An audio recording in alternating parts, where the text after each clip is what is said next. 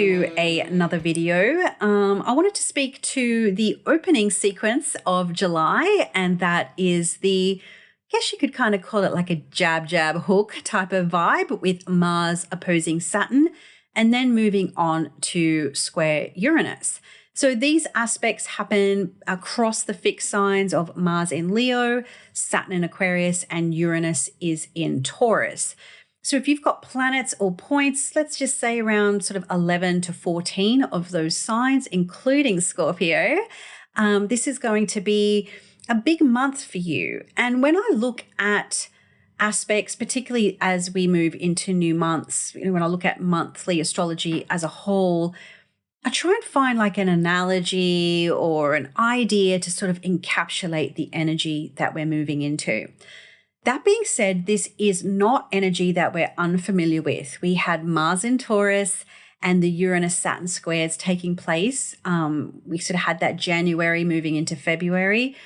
And the exact Saturn-Uranus square happened in June, the second one. And now Mars is coming along to sort of activate, energize, and sort of irritate things. And so the energies that we're moving into in July are not new, but they are going to peak. So you might find a peak of extreme tension, frustration, a sense of limitation, or being blocked or stuck in some way, or being hit by some immovable force or a curveball coming your way. Just when you thought everything was going in X direction, then Y happens and, there's a little bit of the expect the unexpected. So in order to kind of come up with some type of phrase or an analogy or a concept to really help embody the month of July and these aspects in particular, is a concept called the sticky wicket. I know it sounds a little weird, and unless you're Australian or British or even Indian, it will sound very different. I'm sure for my US friends, there's a similar kind of analogy in the game of baseball. I don't know baseball, so I can't help you, but I'm going to describe it from our end, and hopefully you will get the gist of things. So, rather than trying to explain all the details of cricket, I'm just going to find for you a bit of a definition to kind of help you understand what I'm getting at here. So this particular phrase, a sticky wicket, it is something we use quite a lot here in Australia for different meanings. But in cricket, the term wicket is generally has a lot of uses, but we're basically referring to the pitch. So it's this big rectangular, I think it's like 22 meters or something like that, 22 meters. And it is a rectangle in the center of the field, and the quality of the pitch or the ground is like a much shorter grass, very dry, very bare, and very compacted. So when you bowl the ball, when you deliver the ball to the batsman, which is a leather ball, it bounces. So imagine like it's bouncing a ball on grass. So it needs to be very dry, very hard, and very compact in order for that to happen. But what happens in cricket is weather, weather conditions. And I'm sure it's a bit the same in baseball and other sports too. The ground conditions are going to determine the way a ball works. And so if rain falls on a pitch or on a wicket, and June was very watery, we had Jupiter in Cancer, Sun in Cancer, Venus in Cancer, and Mars in Cancer for a big chunk of it too. When the pitch gets too wet, the ball starts behaving very unpredictably. And that's difficult if you're on the receiving end, if you are the batsman. So when the pitch starts to dry out, which is kind of what's starting to happen in July. So we'll have the sun move into, Mars continues through Leo. It will go into Virgo, which is also dry. The sun will move into Leo. We'll have a new moon in Leo. And Jupiter will go back into Aquarius. I know Aquarius is not dry, but we will have a reduction of water this month. Is that once the pitch dries, the conditions change really quickly. So the ball can just kind of does anything. So that's like the Uranus component, right? And so once that wet surface starts to dry in the hot sun, the ball can rise really sharply, very steeply, or erratically.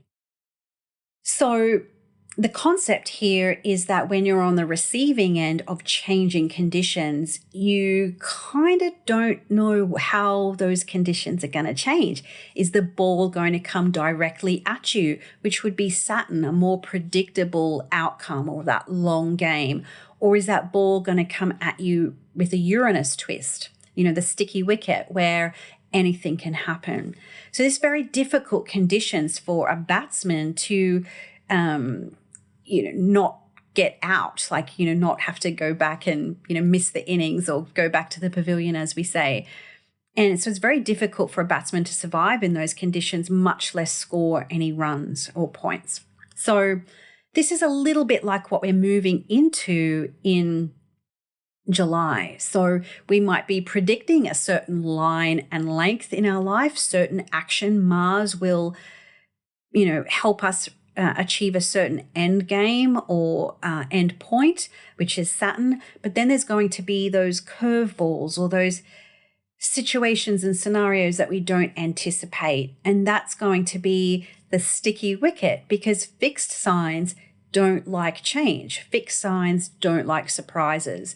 Fixed signs like to take a step forward, knowing that the pitch or the wicket or the conditions, whatever, are going to be as they anticipate.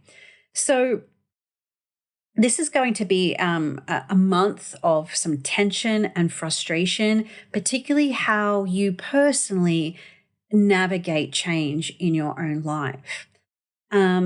So there might be this idea that you need to ride out the tension, ride out the problems, dig your heels in, and keep your eye on the long game despite changing or difficult conditions. That being said, holding that tension of Mars and Saturn in fixed signs can be very exhausting, if you like. And Mars is just going to keep on keeping on, and Saturn's just going to kind of keep on keeping on right back. So Mars in Leo is very hot, it's very dry, it's very impetuous, and there may be the need to release some energy. And that might be through cooling off. When someone gets hot under the collar, we go tell them to cool off, or go jump in the lake, loosen up a bit. These type of analogies that we often use to help someone get a little bit more movement or flexibility or openness in a situation where they're kind of stuck in one area. So there's a real idea here of having to sort of balance that hot, dry, impetuous action and that spark of Uranus with that sort of long, cool, measured, tempered approach with Saturn. The curveball factor or the sticky wicket factor, there will be curveballs, there will be surprises, and there will be changes. But there's this like a release point or a breakthrough that is possible with that. And this might be balancing the idea of what should be versus what could be, and being able to sort of maneuver. One of the skills of a batsman is to be strong on the back foot. So you can maneuver in ways that you need to maneuver. So there's, again, that sort of Mars in Leo is still very solid. It's ruled by the sun. There's a real centralizing and organizing force with the sun. So if you can be strong on the back foot, that can also help you negotiate changing conditions and score those runs or, survive that sticky wicket. So there may be some themes of old and new coming through for you this month. The known versus the unknown. I want this thing, but maybe the direction in order to get it needs to change in some way. So there is sort of a lot there with how this could work. And of course, look to those fixed houses in your birth chart to really get some ideas around how this might play out for you.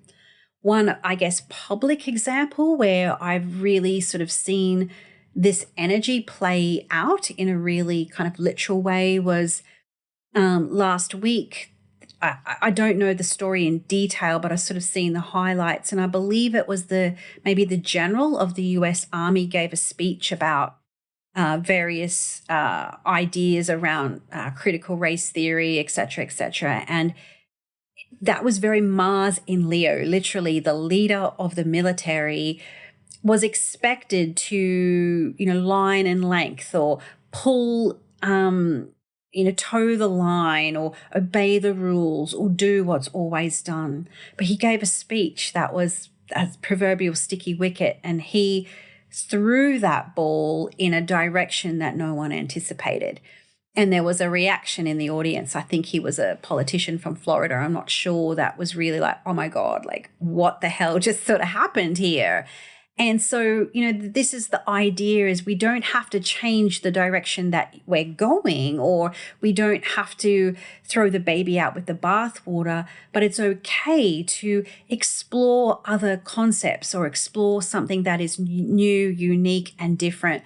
Or be aware that while you might be Mars Saturning and trying to push through a proverbial wall, reach your endpoint or end game, that there might be another way of thinking about something or a new approach to take, or you can take on a philosophy or try and understand a philosophy, I should say, or think about it or take it on board. Doesn't necessarily mean you have to change to the nth degree either.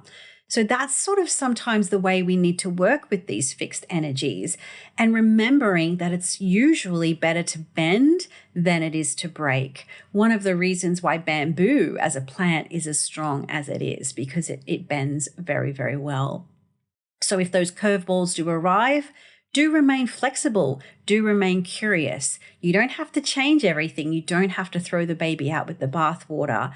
But blocking yourself to new wisdom, new insights, or new intel or breakthroughs, opening yourself up to those can really help maybe refresh your perspective, or even renew your enthusiasm about the sort of the long, arduous game or end point that's ahead.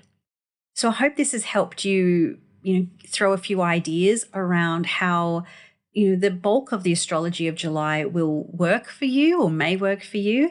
And if you do want to go deeper into these type of videos, this is the sort of content I provide as a part of my Golden Circle membership. So I'll pop a link in the description below where you can access some more information about that. And of course, I would love it if you do like this video. Please hit that like button and subscribe. And of course, you're always welcome to comment and leave some ideas around how you anticipate the energy to play out for you. So until next time, good luck with the Saturn Uranus energy, and I'll see you all very soon.